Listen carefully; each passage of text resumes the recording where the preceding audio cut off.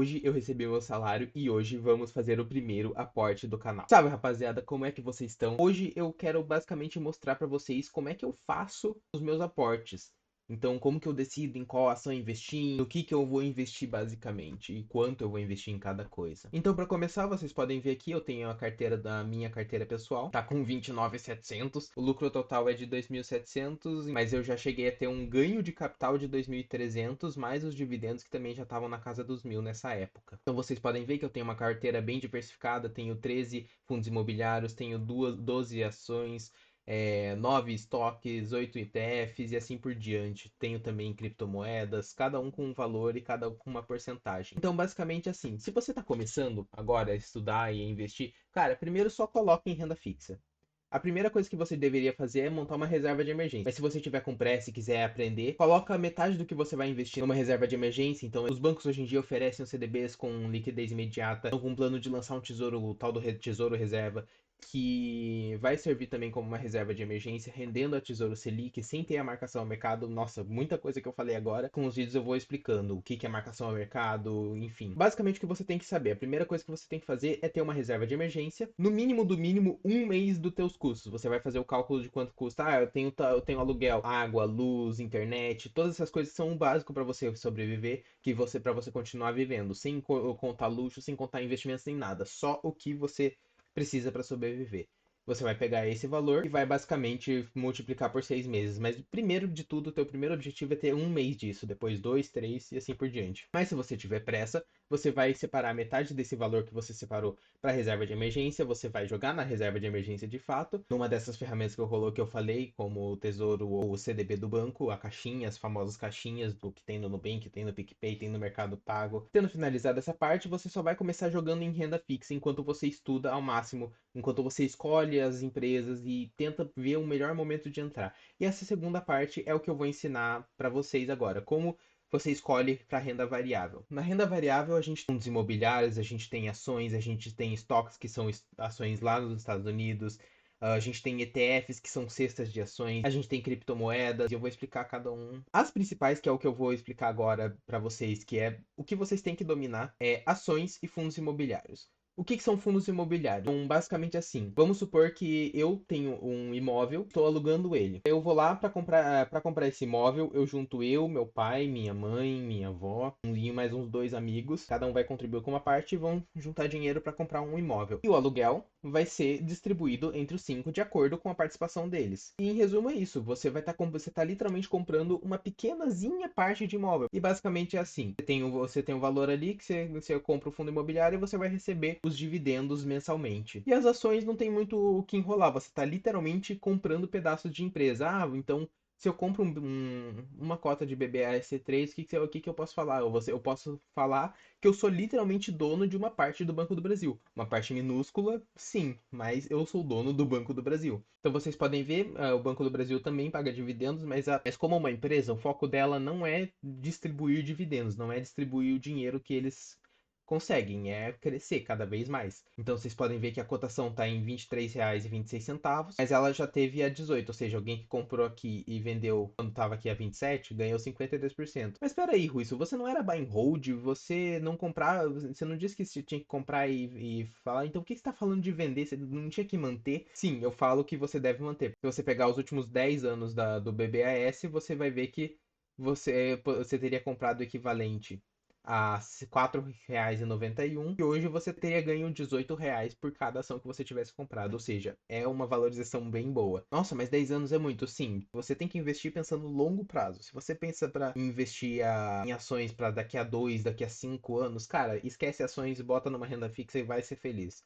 Porque se a gente for ver aqui, nos últimos 5 anos, teve um aumento? Teve, mas opa, já não foi tão bom. Principalmente no último ano, você perdeu dinheiro. Ou seja, você tem que pensar lá na frente, porque no longo prazo, se você escolheu ações boas, você vai ter o seu retorno, você vai poder vender ou até viver dos dividendos que essa empresa distribui. Então, voltando aqui na minha carteira, vocês podem ver que eu tenho várias empresas, BBAS, Banco do Brasil, VEG, Petrobras, Klabin, Raia Drogasil, Vivo, Sanepar, BTG Pactual, Copel. Mas como que eu fui para escolher essas ações? Por que que eu coloquei elas na minha carteira? Então, para ver isso, a gente vai abrir aqui a pesquisa avançada do Investidor 10. Você pode usar Status Invest, pode usar, enfim, tem vários sites. Então, você pode chegar aqui por valor de mercado. Para você que está começando, para você começar a pensar a investir, coloca large cap. São empresas que já são muito grandes. Então, por exemplo, vocês viram aqui, eu coloquei large cap, ele me deu basicamente Petrobras, me deu Itaú, me deu Vale, Banco BTG, me deu Ambev, me deu VEG, ou seja, só deu empresa grande. Cotação? Cotação não gosto de olhar por cotação, porque cotação é só o quanto que ela tá valendo. Preço sobre valor patrimonial. Basicamente, é um indicador que fala, opa, se uma empresa tem 1 bilhão de reais em caixa, e não só em caixa, mas principalmente valor patrimonial, tudo que ela tem de patrimônio, ou seja, imóveis, carros, tudo, computadores, tudo isso entra como valor patrimonial. E o preço sobre o valor patrimonial, você está basicamente pegando o preço dela, ou seja, o quanto ela está sendo vendida, no caso da Petrobras aqui, Petro 4, está sendo vendida a R$ 48,66 cada ação. Então você pega esses R$ 48 e divide pelo valor patrimonial. E com isso você obtém o P sobre VP. Aqui eu estou falando que cada real de patrimônio que a Petrobras tem, eu estou pagando 1,51. A mesma coisa vale para o Bradesco. A cada R$ 1 de patrimônio que o Bradesco tem, eu estou pagando 98 centavos. Opa, eu estou pagando abaixo. Eu estou pagando 98 centavos por R$ 1. Faz sentido isso? É. É porque daí tem algumas outras questões que você tem que analisar, mas isso aqui é o que a gente chama de discrepância. Não. Ah, me fugiu o nome agora só porque eu fui falar. E muitas vezes isso acontece. Muitas vezes o mercado entra em euforia ou em pânico nesse caso e começa a vender ou então aconteceu alguma coisa na empresa e por algum motivo eles vão lá e jogam o preço sobre valor patrimonial abaixo de um. Como acontece, por exemplo, aqui com o Banco do Brasil, que você está pagando 70 centavos por R$ 1 de patrimônio. Ou seja, se isso aqui chegar a um, você ganhou 30 centavos de graça. Opa, Russo da edição aqui. E bom, basicamente para explicar o porquê que o Banco do Brasil está tão abaixo, valor patrimonial. Basicamente, o primeiro ponto é porque ele é uma estatal e o mercado não gosta de estatais porque elas estão suscetíveis à interferência política. Então, ao invés de buscar eficiência, lucro, etc., pode ser usada para alguma medida eleitoreira ou qualquer coisa do tipo. E o segundo é porque recentemente eles tiveram um problema com os empréstimos deles. Eles têm uma carteira de empréstimo muito grande com o agro brasileiro e recentemente tiveram casos de inadimplência. Então, basicamente, as empresas de agro deram calote no banco na hora de pagar os empréstimos. Isso refletiu no lucro, o lucro veio abaixo do esperado, e então por isso que o mercado jogou o preço lá embaixo. E bom, essa é uma explicação curta, fiquem com o resto do vídeo. Dividend yield, apesar de eu gostar de dividendos, dividendos eu deixo para fundos imobiliários, então empresas eu não quero que busque dividendos. Preço sobre lucro é basicamente o quanto o preço, a cotação que está, o preço da ação, divididos por quanto de lucro, ou seja, o PL de 5,69 quer dizer que se a empresa continuar exatamente com o lucro que ela tem, continuar tendo, ou seja, não aumentar nem diminuir. Aqui, lembrando que a ideia é sempre que o lucro suba ou se mantenha. Você vai, em 5 anos e 69, 5,69 anos, você vai ter R$ 48. Acho que essa seria meio que a melhor explicação.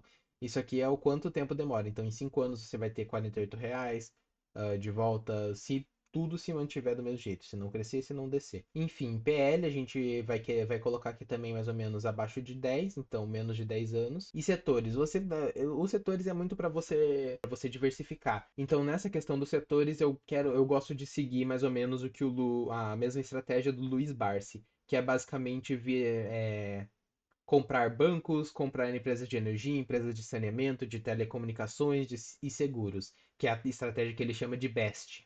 Enfim, você vai estudar cada empresa certinho, que eu também vou explicar em vídeos futuros, como que você faz uma análise de uma empresa. Então agora vamos finalmente para como que eu faço o meu aporte. Basicamente, eu tenho aqui a minha carteira das coisas que eu já tenho, das empresas que eu estou estudando, das empresas que eu já tenho comprado. Eu tenho aqui todos os meus dados lançados, tal qual eu lanço no Investidor 10. E daí eu defino quantos por cento eu quero ter daquela empresa na minha carteira. Então, por exemplo, aqui, baseado nas notas que eu dei, eu defini, por exemplo, eu quero que a Clabinha ocupe 1,41% da minha carteira. E aqui está mostrando quanto que é o atual, qual que é o valor atual a partir do quanto que eu tenho nela, a partir do meu saldo, o quanto que eu tenho de fato na carteira. Essas informações você também acha todas no Investidor 10 aqui. Então, quanto tem na minha carteira, qual que é o percentual ideal. Aqui eu coloquei a nota certinho. E o quantos por cento eu quero que esse tipo de ativo esteja na minha carteira. Então, fundos imobiliários eu quero 35%. Essa planilha eu ainda não vou disponibilizar. Quero montar uma planilha bem legal para poder disponibilizar para vocês. Mas enfim, então aqui eu tenho as minhas porcentagens e eu vou chegar aqui, eu vou colocar o quanto eu vou aportar de fato. Então eu tenho 10,41 na minha conta de investimentos e eu vou investir mais 1.000, ou seja, então eu vou investir 1.000, 1.010,41. Ele mostra aqui quanto que eu vou ficar no final e ele fala quanto que eu tenho que colocar. Tem que colocar essa quantidade de reais em ações, essa quantidade em fundos imobiliários, em criptomoedas e assim por diante. Aqui a parte internacional já está em dólar também. Então, não tenho muito que me preocupar. Tá, mas então agora como é que eu defino? Eu já fiz isso no macro, já fiz a separação do valor no macro. Então agora eu vou para definir quanto que eu devo aportar em cada um. E é basicamente eu pego o percentual ideal, eu tenho essa parte do percentual ideal, onde ele fala o quanto que cada. Então, por exemplo, eu tenho 0,94% da minha carteira está sendo ocupada por BTG Pactual. E eu quero que chegue a 1,72. Então, com esse valor, para chegar o mais perto possível, eu tenho que investir esses valores que basicamente daí ele já joga o quantas cotas eu tenho que comprar aqui. E isso para cada um dos ativos. Então aí eu vou começar as compras. Eu vou mandar 312,81. Então eu vou pegar aqui a minha conta do BTG Pactual. Vou fazer um Pix de 312,91 para Nomad e vou vir aqui agora que eu já recebi. Eu vou no botão de converter para conta de investimentos. Não tá aparecendo. Ele já vai dar o meu valor, eu jogar meu valor total, vai dar $58,80. Vou confirmar a operação e ele vai converter aqui. Enquanto a gente espera converter, eu vou mandar o restante do valor da minha conta corrente para minha conta de investimentos no BTG Pactual, que é por onde eu invisto, e vou vir aqui no tal do percentual ideal e vou ver. Eu tenho que investir 17,77 em Klabin, então eu vou vir aqui na parte no botão de investir. Não sei se dá para ver muito bem. Renda variável, negociar, e vou digitar aqui a LBN3F, que é o código da Klabin, que está 3,70 agora no momento. Se meu sisteminha diz que eu vou conseguir comprar 4 cotas, se eu colocar 5 ele já vai passar. Quer saber? Na verdade eu vou deixar a Klabin como ela é uma ação mais barata. Eu vou deixar pro final. Então, vamos começar pelo BPAC 3F. Então, vindo aqui pelo BTG, vou lá, pesquiso, vou comprar BTG pelo BTG. São R$ 61,12 que eu tenho de massa para gastar. E comprar dois, eu vou gastar R$ 55,84. Enviar a ordem, confirmar e tá feito. Então, eu coloco aqui quanto que eu gastei. Eu gastei R$ 27,92 em duas ações. Deu 55,84. E assim eu vou fazendo para cada uma dessas ações, cada um desses fundos imobiliários, para criptomoedas, para ETFs e assim por diante. Vou fazer tudo aqui, vou preencher e já volto. Então aqui basicamente eu terminei de comprar tudo, fiz.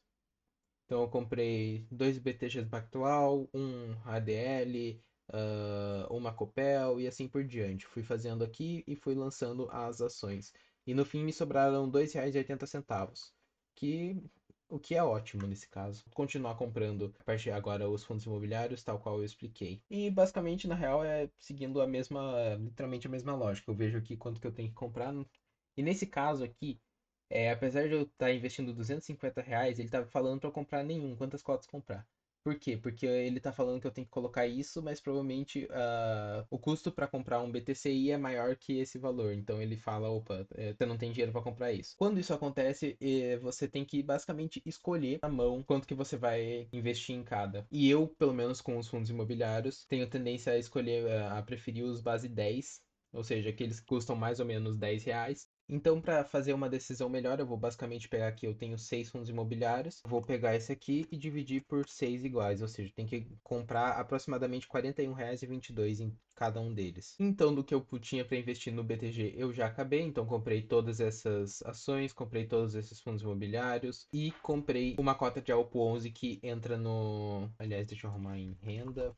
Pixa, que é basicamente tesouro, é um ETF que tem vários títulos de tesouro. Então, voltando aqui na Nomad, vou colocar aqui o aplicativo. Voltando, enquanto eu não vou colocar aqui o aplicativo enquanto eu não consigo transmitir a tela.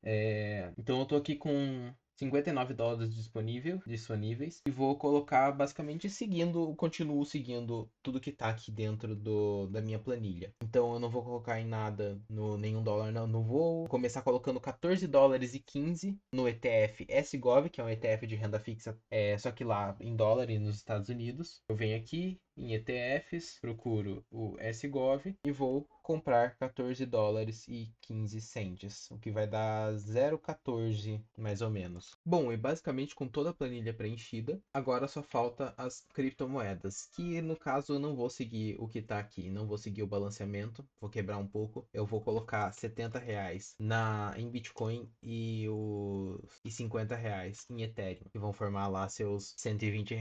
Que para isso eu vou abrir aqui minha conta na Binance, vou clicar aqui em adicionar fundos, vou depositar BRL através do Pix. Eu vou digitar o valor do Pix de R$ 120. Continuar. Ele vai gerar um código. Vou copiar, voltar aqui no BTG e transferir. E aqui agora pela própria Binance, eu venho aqui em Trade, comprar, pesquiso BTC BRL. Não dá para ver direito aí, ainda não consegui um jeito muito bom. Mas digita ali os R$ 70, comprar BTC, e ele criou a ordem e logo ele já executou. Então eu pego aqui meu histórico de ordens, eu tenho aqui certinho os números os quais eu vou vir aqui no investidor 10, adicionar lançamento de criptomoedas, BTC, e eu comprei uma quantidade total de 0,0002 bitcoins num preço de 354.410. Gastei R$ 70,88, é isso? Exatamente. E agora eu vou fazer o mesmo processo para Ethereum. Bom, enquanto a ordem de Ethereum não carrega, eu venho aqui e cadastro os outros. Então, por exemplo, Clabin, eu venho aqui, ações, KLBN 3, foram compradas 7 a um preço de 3,70. Vamos adicionar. O próximo seria um BBAS, num preço de 35,16. Itaúsa, 13,91. 10,11 Sanepar, 15,71 Copel, 21,99 Radiel.